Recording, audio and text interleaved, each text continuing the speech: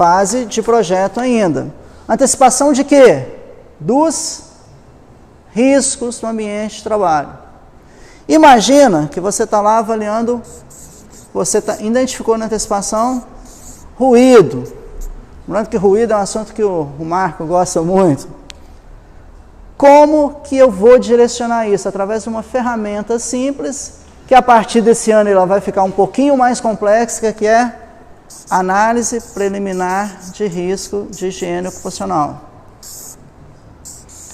Pessoal aí, os estudantes de técnica de segurança, presta bastante atenção nisso daqui, que agora vai fazer sentido se vocês têm matemática no curso de vocês, estatística, se tem português, se tem legislação, agora começa a fazer sentido. Numa análise preliminar de risco de higiene ocupacional, por onde que eu começo? Pelo risco, né? Ruído. O que o ruído causa? O mais comum? Perda auditiva induzida por ruído. Agora que mora o problema.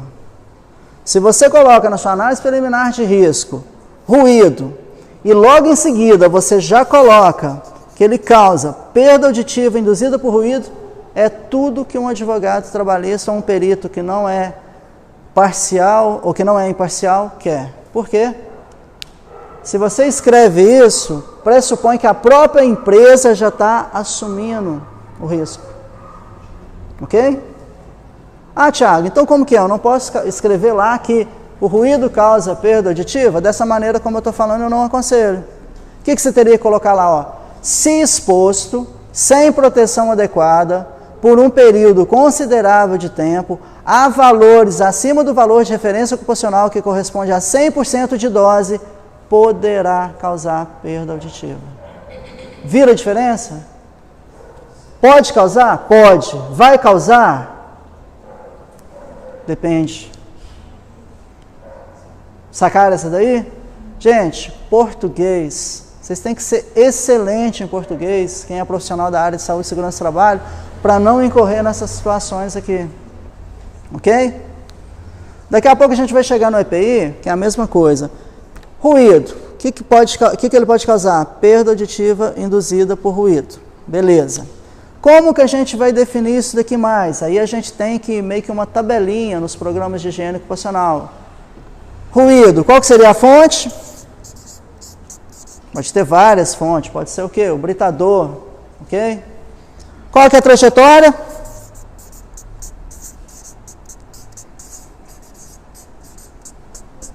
Da fonte geradora para o ouvido. Ok? Quando a gente fala trajetória, a gente vai lembrar lá da física, que é o espaço percorrido por um móvel. Fonte, trajetória, meio de propagação. Qual que é?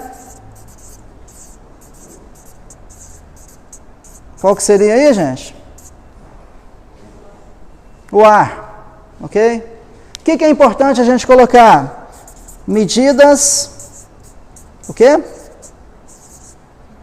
Preventivas. Será que é só isso? Corretivas. E agora eu vou apresentar um novo termo aqui que não é comum, que é as recomendadas. Então, quando você está fazendo, não importa se é um PPRA ou se seja qualquer um daqueles programas que eu falei anteriormente, você vai ter que colocar a medida preventiva para cada um desses agentes. Medidas corretivas, por que não?